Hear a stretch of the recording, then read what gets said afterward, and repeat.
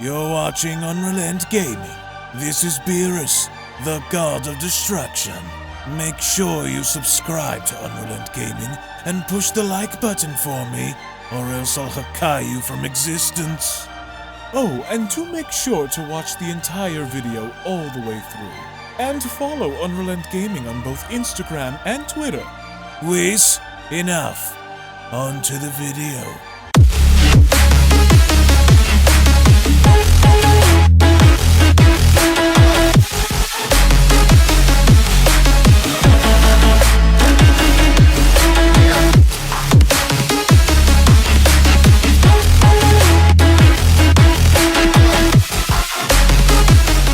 Throughout the course of Dragon Ball fanfiction, there had often been fan mangas shown within the Dragon Ball community that have by and large come and gone throughout the years of Dragon Ball fanfiction having to be told, but there was often one story told among the community that unfortunately enough had discontinued long ago, and that story was none other than Dragon Ball Super Kakumei. But since its original discontinuation, the original team has now returned and revamping Dragon Ball Super Kakumei with a brand new story and vision altogether, as this is the revamped variation of Dragon Ball Super Kakumei told through a different perspective in introducing an entirely new narrative. But the question going forward is, with all things considered following the events of the Tournament of Power and Android 17 having to make his wish in destroying the erased universes, what kind of secrets and revelations are bound to be unveiled in this upcoming story, and more importantly, what kind of surprises and unexpected twists can we expect from this brand new story involving Dragon Ball Super Kakumei? Now, before we dive any further into this video, if you are new to the channel and of course have a love and passion for all things Dragon Ball and anime related, and want to be kept up to date with everything in regards to Dragon Ball, the Dragon Ball Super manga, and everything involving the Dragon Ball IP, then I do encourage you guys to go on over and smash that subscribe button and turn on all notifications to never miss a single video on this channel, as well as giving this video a big thumbs up by slapping that like button down below if you guys are simply stoked, ready, and excited to see what the future holds in regards to the Dragon Ball franchise. And with all that being said, I want to thank you all so much for your support, and let's dive straight into the video.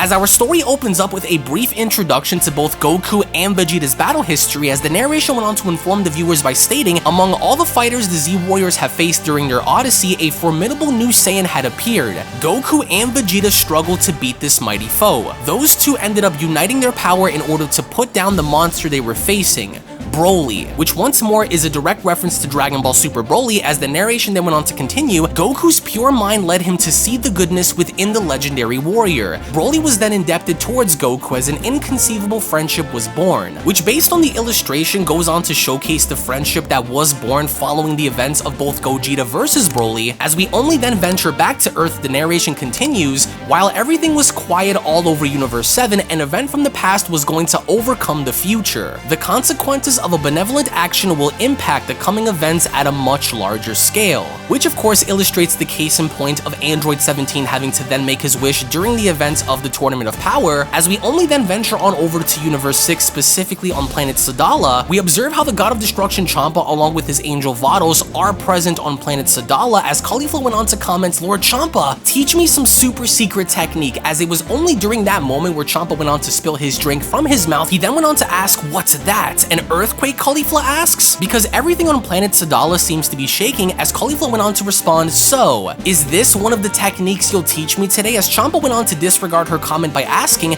"Why is Beerus in this universe?" Curious, Vados comments, as Caulifla went on to transform into a Super Saiyan 2 behind Champa, as she went on to then comment, "Our revenge is getting close, Kale. Goku, just you wait." As it was clear that Caulifla wanted to get back at Goku following the events of the Tournament of Power. As we then venture on over to Universe 11, we only then get to see how Toppo is bowing before Belmont, as out of nowhere all of a sudden, their universe also begins to shake, as Toppo comments, "Goku?" As everything seen on Belmont's planet is then beginning to crack and break, as Margarita comments, "Oh, it's as if they were really close to us." As we then go back to Universe 7's Earth, we get to see how on the planet itself, there seems to be utter chaos happening, as buildings are being blown away, cars are being blown away, and Police Chief Krillin is trying to do everything in his ability by protecting the people, trouble in stopping these cars from flying, as Krillin went on to comment, "Do not panic, get out of the bus one by one," in ordering the people to remain calm as he's trying to protect them. And with Krillin then having to look on up in the sky, he then comments, "Goku, don't you feel like your frenzied quest for power is getting too far?" Because it would only appear as though all of this is being caused by Goku to some capacity. As we only then make our way back to Goku and seeing what's going on, it was only then clear as Goku was shown engaging against another individual, we only then see how the individual that Goku was going up against in using such power was of course none other than the God of Destruction Beerus, as both Goku and Beerus seemed to be engaged in a test of strength and going all out in their fight somewhere in space, as everyone within the universe, including the Oracle Fish, Whis, and the Supreme Kai seemed to be feeling the after effects of this battle. The Supreme Kai was then shown having to contact Whis, as the Supreme Kai comments, "Hello Whis, I'm deeply sorry for contacting you, but the universe is shaking. Moreover, I feel Son Goku and Lord Beerus's auras are going berserk.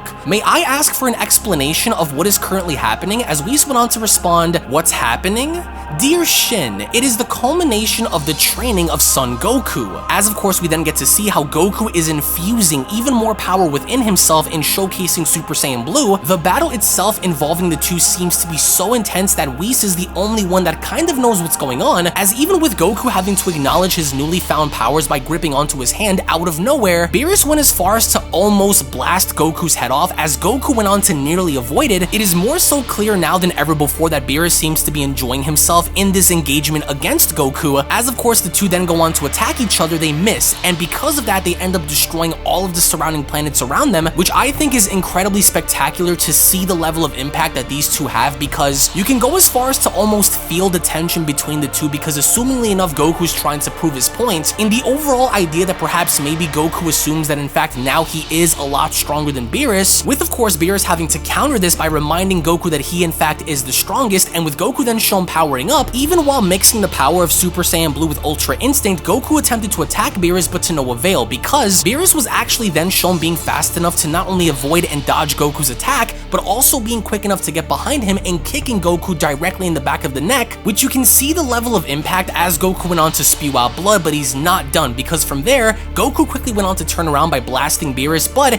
Beerus is simply too fast. Beerus is ducking, dodging, avoiding, and speed blitzing his way all around Goku's attacks, as eventually enough towards the end, Beerus ends up deflecting all of these attacks right back at Goku, and Goku's trying to figure out as to what to do, because as strong as Goku is now, Beerus seems to be matching him all the way through, as there is a massive and yet beautiful explosion scene in space as Beerus is wondering as to what the heck is going on, with Goku really not having any other option but to take the attacks head on. It was only then shown where Goku went on to whoosh away the smoke, and then having to be shown speed blitzing behind Beerus, as Beerus had no idea as to what the heck just happened. Goku was then fast enough in getting behind Beerus and charging up for a massive attack, in which as he did, he was thus able to finally connect in blasting Beerus from point blank range. As you can feel the level of impact from this attack, because Goku's attack alone was able to shatter and destroy multiple planets being shown that were unironically in the way of Beerus and Goku having to battle, and with Beerus being blasted with such force that you could also see that Beerus is having a difficult time in being able to gauge up against Goku, because not only is Beerus being shown battle damaged and there's blood coming out of his mouth, but at the same time this was a strong enough attack that sent Beerus flying not only through multiple planets, but his body was also shown bouncing off of planets, as of course it went on to tear right through. All the while on the other side of space, Goku is shown standing there. He's trying to figure out as to what the heck just happened, if this was a strong enough attack that Goku had unleashed in having to put Beerus down. But then, as unbeknownst to Goku, out of nowhere, Beerus came dashing right back at Goku by grabbing him by the face, in which went on to happen so quickly that Goku wasn't able to register as to how fast Beerus was at that current point in time, as you could see it within Goku's eyes that Beerus was gearing up for a massive attack, in which he was, because as this attack was beginning to formulate within Beerus's palm, he then placed this attack directly in front of Goku's head, which at that current point in time one can assume that Beerus was in fact ready to kill, because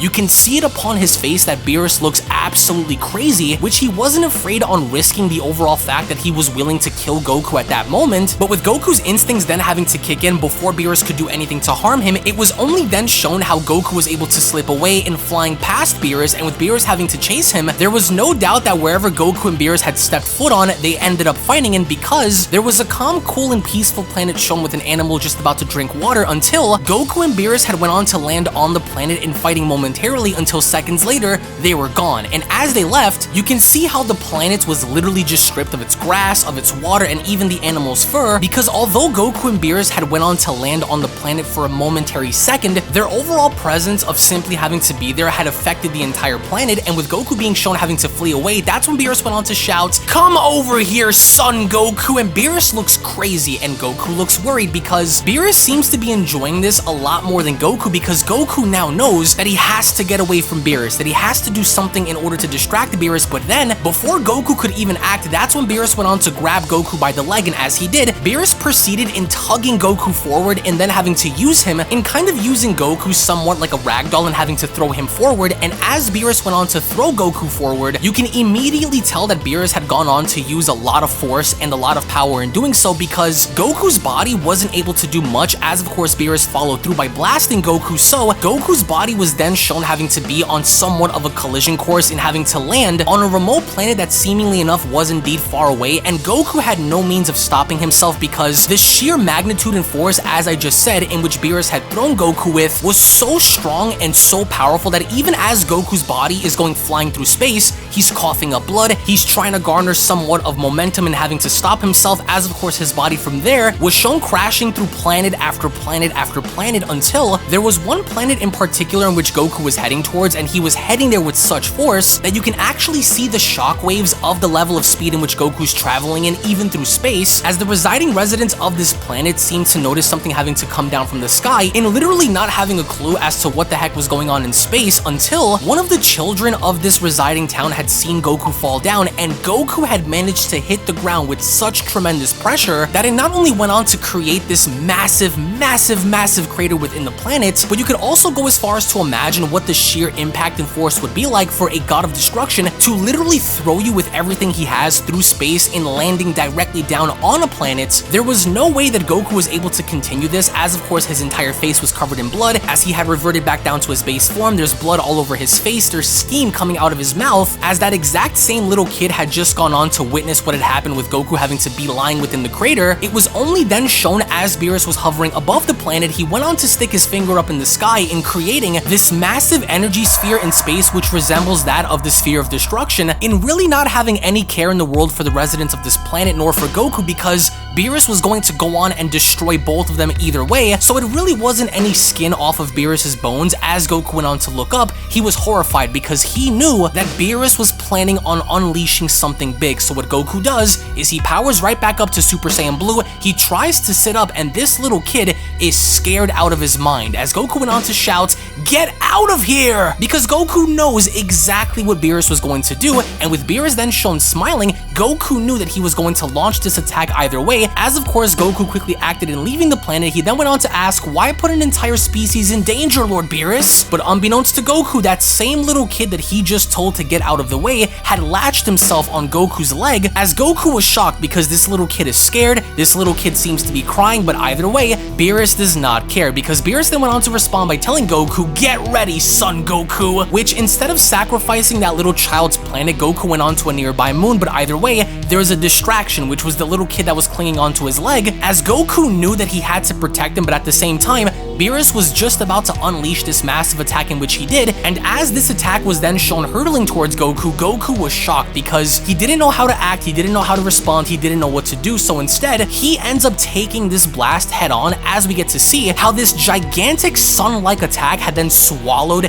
the nearby moon that was on that planet, assumingly with Goku intact along with it. Beerus really did not care about anything during that moment outside of besting Son Goku. As we only then venture back onto Beerus's planet, we get to see how Whis was doing his best in preserving Beerus's planet considering all that had happened, because even Beerus's planet itself was beginning to get destroyed, as the Oracle Fish went on to tell Whis to keep on the fight for so long against Beerus. This Earthling is really astonishing. As Whis responds, "They left 30 minutes ago." As the Oracle Fish went to sleep, Whis then went on to continue, I have a bad feeling. Should I join them? As the Oracle Fish went on to utter in his sleep, we'll act up on our own ending. Universes, consequences. As Whis went on to shockingly respond, might it somehow be linked to the other current fights? Because there seems to be something going on that only the Oracle Fish and Whis know about. As we only then venture back on planet Earth as everyone had felt the after effects of this battle, Mr. Satan then went on to comment, the earthquake just stopped. Boo is hungry! Goku better hurry up, Chi-Chi says. Look, Pan, it's Mr. Boo, so everyone seems to be together, everything is calm, cool, collected, and peaceful because they don't truly know what's going on, as of course on the other side of the planet we get to see how Gohan's talking to Piccolo, as Piccolo went on to tell Gohan, Son seems to have come to his training term. Your father will be returning soon enough, Gohan. As Gohan responds, yes. Speaking of training, I shall get back to it soon. We never know what might happen, as Piccolo responds, glad to hear that. This will of yours to defend your people is admirable, but what about your studies? As Gohan went on to respond, I'll find a compromise, Piccolo, because even Gohan now understands that he has to train only because if something were to occur on Earth and Goku and Vegeta are not there, then he's going to be the one responsible in defending his friends, in defending his family, and by defending the Earth, as all the while on another distant planet we get to see how Vegeta is doing his own training by wielding these massive gravity weights that seem to be attached to his arms and legs. As Vegeta went on to comment, damn it, I'm stagnating. As Vegeta went on to maintain his balance, he then continues, all of this training is becoming useless because it seems as though Vegeta is adapting to his training methods and nothing in which he is doing right now seems to be helping him in getting stronger, as all the while when going back to Goku, we then observe how Goku's entire back, along with portions of his legs, have had all of his skin be burnt off. You can see the muscle, the blood, the bones, and the tissue having to emanate from Goku's body as the steam seems to be rolling off of him. As Goku went on to comment, Lord Beerus, without my help, a whole civilization would have gone extinguished from your hand. But again, it's not as though Beerus even cares because he went on to respond by smiling, guess I'm just doing my job as a god of destruction. Because in actuality, he doesn't care what happens to any other planet. In fact, he doesn't even care about what happens to Goku, and Goku made that sacrifice by using his back as a means of protecting this kid as a shield, because then Goku went on to tell him, don't worry, kid, everything's gonna be alright.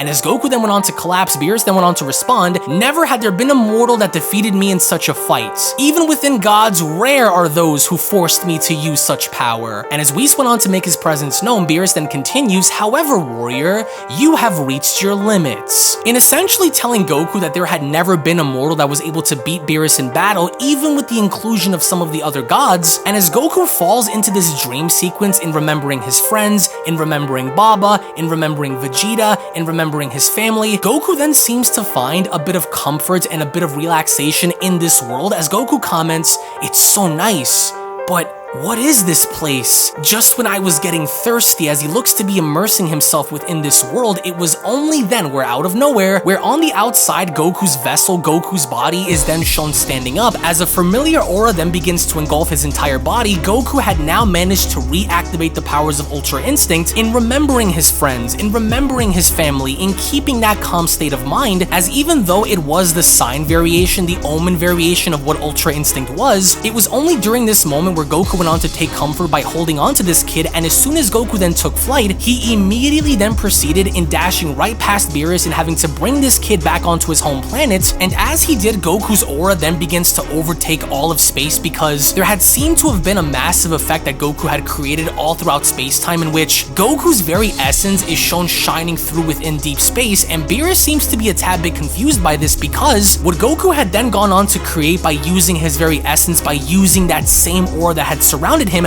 was a massive dragon, similar to that of the Dragon Fist, or at least very similar to what we've seen go down in Battle of Gods, the anime of course, which as this dragon had then made its way right towards Beerus, Beerus seemed to have been nervous and asking, what is that? But right before anything else can happen, Beerus was struck, and he was struck by this Ultra Instinct Omen-like dragon that had literally shattered everything in space, and you can only imagine the effect that these two are having on the entire universe itself. But it was only then where Goku had gone on to notice something very unusual, as there was a hand then placed on Goku Goku's shoulder, with Goku looking absolutely shook because Goku had assumed the position that he had at least done something to put Beerus down, but in fact he did not, because the hand that was placed on his shoulder was seemingly enough Beerus's evolved Hakaishin form, because you can see the difference in his aura, you can see the difference in his skin, you can see the symbols on his chest, as Beerus went on to tell Goku, "Be proud, son Goku. I can barely remember the last time I had combined these two powers," which of course is in reference to his Hakaishin form and Ultra Instinct, which is terrifying enough as it is, with Goku's body reacting instantly and moving out of the way. That's when Beerus went on to smile by responding,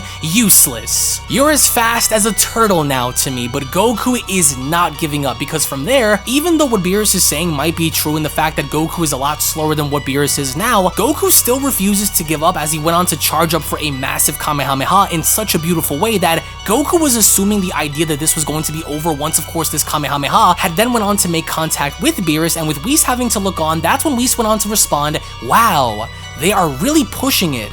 Ultra Instinct combined with his destruction form." Lord Beerus does recognize Goku as a powerful warrior, and with Beerus getting ready, he then went on to respond, "Just when my body was getting rusty," he says. Goku had still continued in trying to put all of his power in this Kamehameha as Beerus was gearing up, but as it came to a surprise to Goku as well as Beerus, Goku all of a sudden had then gone on to lose his Ultra Instinct form. Beerus was surprised, Whis was surprised, and Goku's body was then slowly shown falling through space and onto a nearby piece of rock that was blown up from one of the moons, as Beerus did not know what the heck was going on, as Whis went on to respond, "This form is really hard to control even to him," as an annoyed Beerus went on to respond, "Gah, I was just starting to really get into it too," and as Beerus went on to then power back down, he then went on to remember his planet, as Beerus shouts, "Whis, my planet!" because both Beerus and Goku had literally gone on to destroy everything that Beerus was concerned about his planet, as it was only then shown where Beerus and Whis had made their way onto the sacred world of the Kais. Beerus was then shown having to run towards the Supreme Kai, as the Supreme Kai comments, "I wonder which kind of power Goku used to shake the universe," but then, as an angry Beerus went on to swipe away Whis' staff, the Supreme Kai shouts, "Lord Beerus, what is this sudden visit for?" as Beerus went on to use Whis' staff and holding it against Shin's throat by telling him, "Tell me, you could fix my planet, right?" as Shin responds,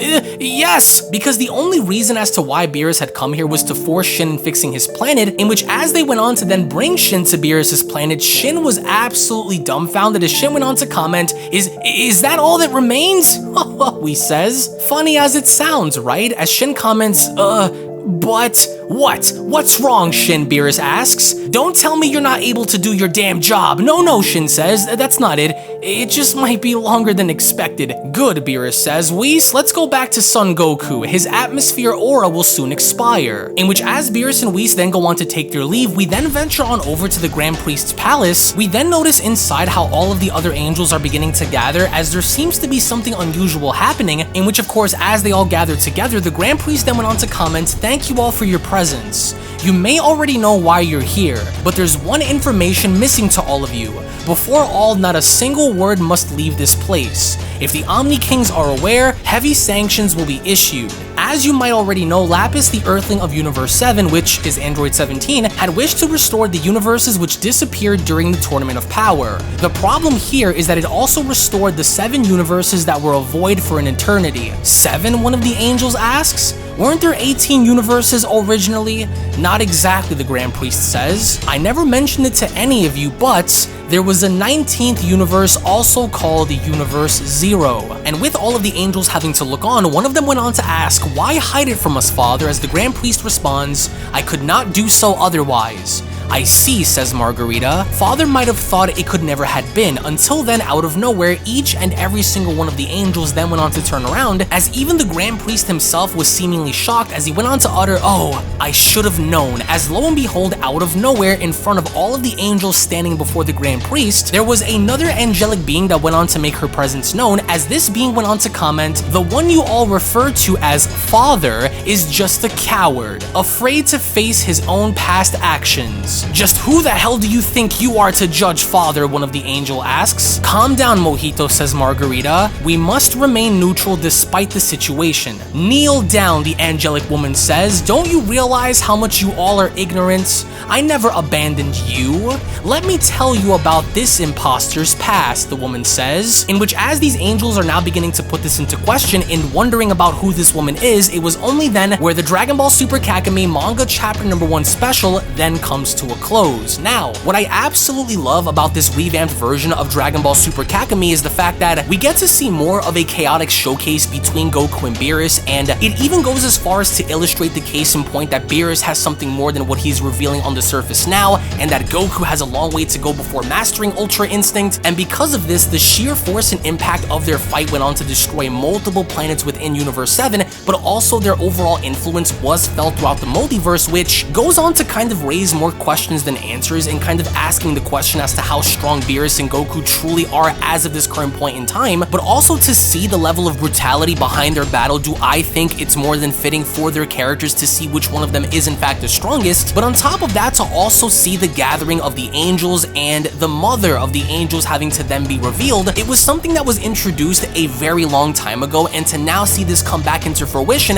do I think is a very cool thing to see what the overall direction is going to be going forward. As of course, we are going to be keeping you guys locked on the channel in what happens for chapter number 2. As of course, if you guys enjoyed it, then be sure to give this video a big fat thumbs up by slapping that like button down below, as well as also smashing that subscribe button and turning on all notifications if you guys are new to the channel, as I do encourage you guys to also go on ahead and follow the official creators on their Instagram pages and their Twitter links, along with their channels, in which I will leave a link to that located down in the description box below if you guys want to go on ahead and support them and their vision as to what they have planned for Dragon Ball Super Kakumei, which in all honesty, I can't wait to see what they do and what direction they end up taking for this story, as I can't wait to also show you guys as to what they have planned going forward. So again, be sure to go on ahead and support them. Be sure to go on ahead and support the video by giving this video a big fat thumbs up. Tune back in for more. Thank you all so much for your time, and I'll be seeing each and every single one of you down the comment section below and in the next video. Take it easy, guys, and have a great day. Peace! And a quick little reminder before you exit the video, if you guys are unaware, follow me on my secondary channels, which are also used to discuss and talk about all kinds of different subjects and topics, including gaming and live streams, beginning with Unreal Network, which is a channel dedicated in discussing all kinds of movies, breakdowns, current events, scary stories, theories, and more. So if you are someone who is into the entertainment world, then that's the channel for you. So head on over and subscribe over on Unreal Network, which up next is Unreal Vlogs, where I bring you guys a little closer into my life in taking you behind the scenes with vlogging content, parody videos, reactions, motivational videos, uplifting videos, and more. So if you want to get to know me on more of a personal level, then that's the channel for you. Hit that subscribe button to always be in the loop with Unreal Vlogs. And lastly, my gaming channel, Unreal Royale, where on that channel we dive more into the world of gaming, ranging from all different kinds of video games, from Dragon Ball to Resident Evil to Grand Theft Auto, Halo, Gears of War, Minecraft,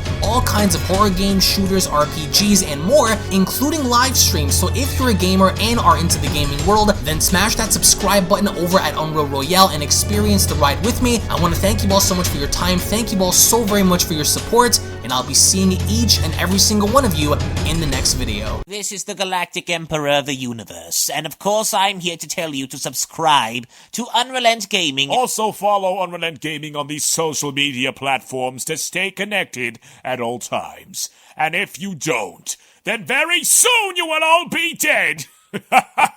Oh, did someone say UnrealEntGaming? Oh my god. The fuck's up? Put on some clothes! Well, why don't you put on any clothes? What? I don't need clothes, but Jesus Christ, that's huge! What, Broly? Frieza. Uh-oh. Prepare to die!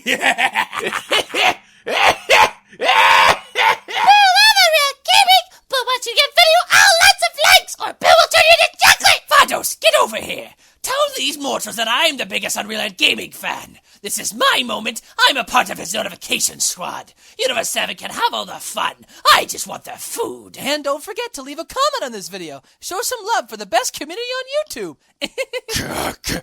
Kakarot!